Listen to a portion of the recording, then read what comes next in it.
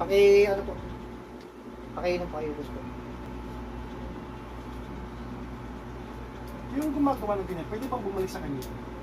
Actually, pagka nagpapagamot talaga, bumabalik naman po yan. No?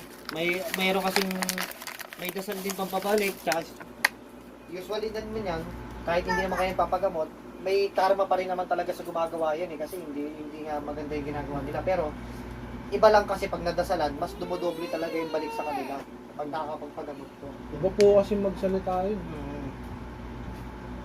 Tsaka mapapansin niyo po ang mga tao o espiritu ganyan, masama man o tao man yan o espiritu, pag masama po, mapapansin niyo naman po yan, hindi mo maganda buhay niyo, mabigat po. Kasi may tinatawag po tayong karma.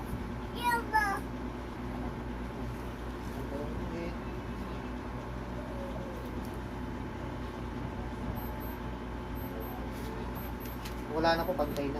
Kanina sobrang haba po Minsan ng ko rin kaliwa namin niya, napansin yan. Napansin ko na rin minsan yan. Ayun, pantay naman po ang guhit, pantay ang guhit, pantay ang guhit. Pantay niyo po yung guhit.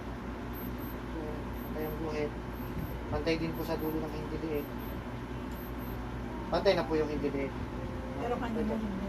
Yes po, kasi pinagpapantay natin, dito mahaba po yung kaliwa. Pinagpapantay po yan. So, sa awa ng Diyos, pantay naman na po yan. Siyempre, bukod doon, bago kayo mo po dyan, may mga iniinda po ba kayo masakit sa inyo? Wala naman po. Yung likod lang niya. Sobrang sakit po nun. Hindi, simula kasi nun, hindi na ako hindi na ako makaupo, makatayo. Basta yun. Hanggang pag-upo niyo po dyan kanina, talaga may pain kayo dyan. Opo. Pero ngayon po, kamusta po after kayo magdasalan? Medyo nawala naman. Medyo nawawala po.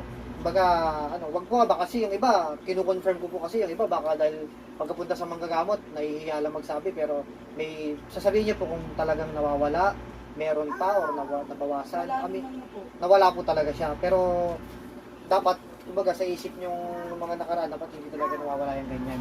Continuous siya, kumbaga, continuous siya masakit talaga. So, yun, kasi nadasalan po kayo. No, kaya lahat na lang ng advices ko, sundin nyo na lang po.